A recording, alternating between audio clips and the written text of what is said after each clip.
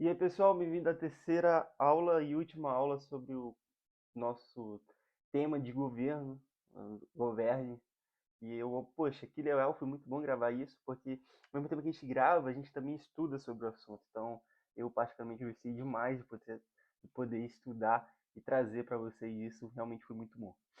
Então, para a gente encerrar essa linha de estudo, essa linha de raciocínio, a gente precisa entender que a missão de Jesus não é uma missão limitada. Eu não posso falar que a missão de Jesus encerra na salvação dos santos.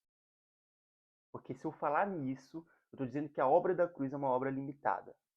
A gente não pode falar da obra de Cristo pela metade.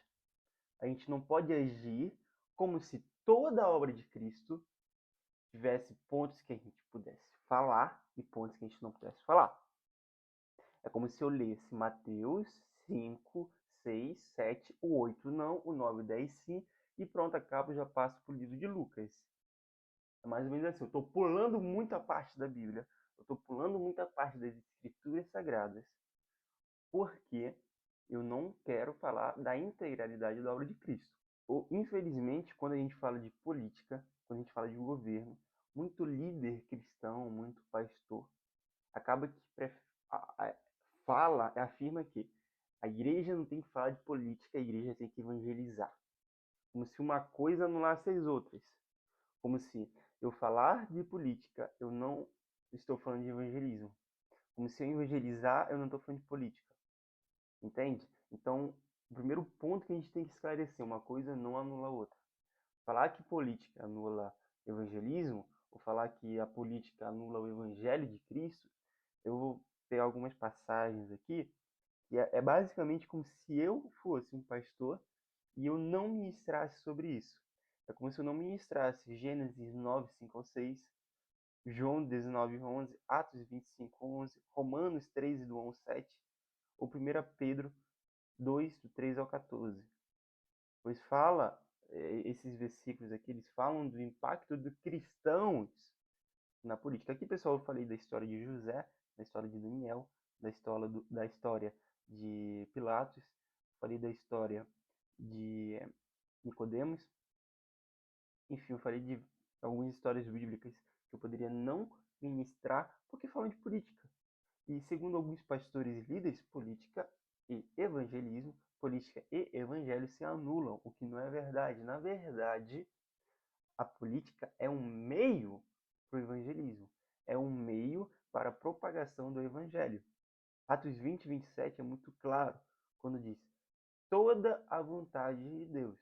Assim como 2 Timóteo 3,16 é verdadeira ao afirmar que toda a escritura é inspirada por Deus e útil para o ensinamento. Toda a escritura é inspirada por Deus. Gênesis, Apocalipse, toda a escritura, ela é ensinada, ela é inspirada por Deus. Então, partindo desse pressuposto, eu como cristão, eu como líder cristão, eu devo ensinar toda a Bíblia. Eu não posso fazer facultação de textos bíblicos.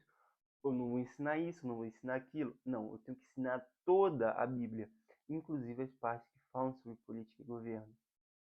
E é desse ponto que a gente tem que voltar para aquilo que Cristo fala.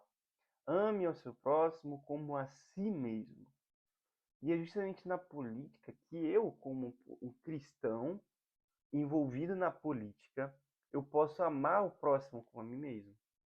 É na política que eu posso aflorar esse mandamento de Cristo. Não que no dia a dia, ou em outros ministérios, ou em outras esferas eu não possa fazer isso. Eu posso, claramente eu posso fazer isso. Mas eu estou falando que na política é muito mais abrangedor esse mandamento. Eu vou dar um exemplo para você. Imagine que você é um político e você está numa posição de escrever uma lei, um projeto de lei. Esse projeto de lei ele vai garantir que assaltantes de residência eles sejam punidos pelos seus atos e não voltem a cometer seus crimes. Gente, isso é um ato de amor ao próximo quando eu garanto que o meu próximo não vai ter sua residência assaltada.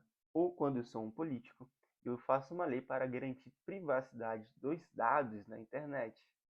Eu estou garantindo que o meu próximo não vai ter seus dados hackeados por hackers.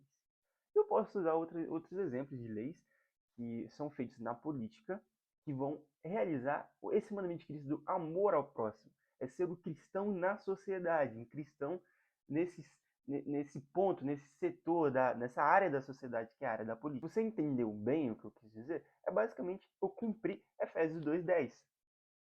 É basicamente eu, como cristão, eu cumpri isso. Só que na política, no âmbito político. Não é pecado ser político, não é errado um cristão querer ser político. Na verdade, é muito certo. A gente tem que favorecer essas ideias. A gente tem que falar, cara, vai lá e faz. Tá certíssimo. Entra na política. Entra na política porque lá você vai poder exercer aquilo que Cristo mandou a gente exercer. A gente vai poder governar, a gente vai poder ensinar com o caráter cristão que nós já temos. E iluminar a sociedade. Voltando para a aula de segunda-feira, a gente vai poder ensinar a sociedade a andar no caminho certo, iluminar o caminho certo, porque a gente conserva os bons costumes. Ao longo da história, os cristãos foram responsáveis por influenciar e mudar o rumo da política em algumas regiões do mundo. E por isso peguei aqui um documento, eu vou ler com vocês esse documento para vocês entenderem a importância do político cristão para a sociedade. Olha, o envolvimento cristão na proibição do infanticídio, abandono infantil e aborto no Império Romano lá em 374. O envolvimento cristão no Estado proibiu a queima viva de viúvas na Índia, em 1829. O envolvimento cristão no Estado acabou com a escravidão no Império Britânico, em 1840. O envolvimento cristão no Estado impediu a discriminação das mulheres na China, em 1912. O envolvimento cristão no Estado proibiu a segregação racial nos Estados Unidos. Os cristãos envolvidos na política foram influentes na escrita da Carta Magna da Inglaterra em 1215, na Declaração da Independência na América do Norte, nos Estados Unidos, em 1776, e na Constituição dos Estados Unidos, em 1787. Das 182 faculdades e universidades dos Estados Unidos em 1982, 92% foram fundadas por denominações cristãs. Gente, isso aqui são apenas algumas citações que eu quis trazer para mostrar para vocês como a política, como cristão, ele desenvolve na política um papel crucial, muito importante, que a gente não pode deixar nenhum momento da nossa vida de reconhecer, de incentivar, tá? Hoje, no Brasil, é 15 de novembro, foi muito...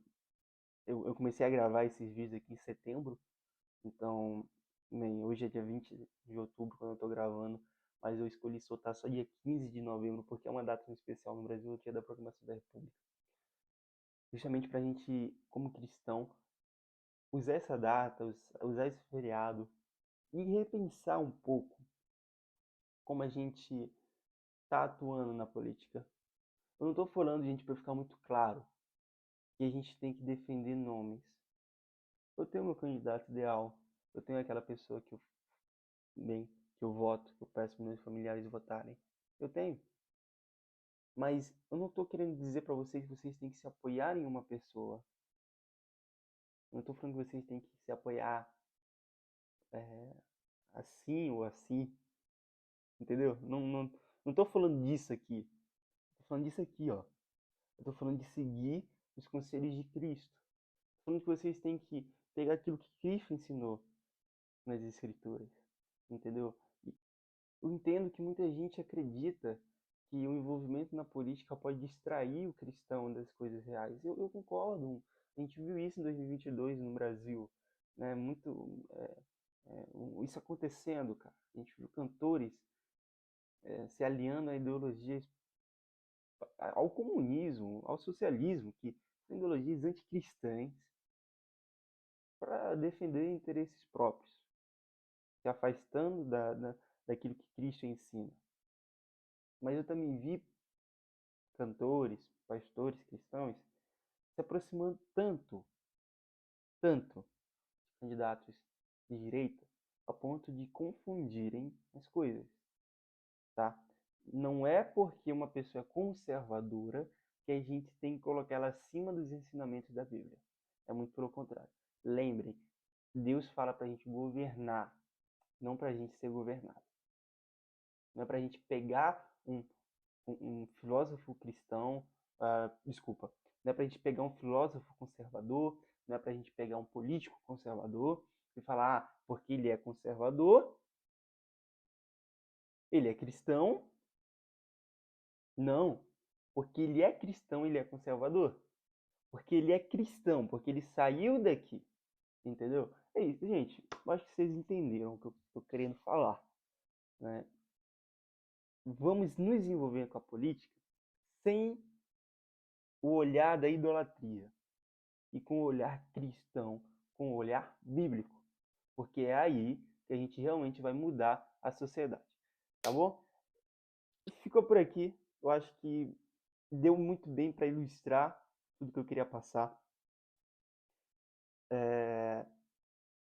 Compartilhe esses 3 vídeos com seus amigos, se inscreva no canal, deixe o seu comentário, tenho certeza que você vai gostar demais disso tudo. Lembra que tudo até aqui foi bíblico, tirando essa pequena parte aqui, esses 3 últimos minutos, que foi uma opinião pessoal, mas todos esses quase 60 minutos de aula foi extremamente bíblico, baseado na Bíblia, baseado em estudo bíblico, tá bom? Então é isso, que Deus te abençoe. Um forte abraço e até a próxima.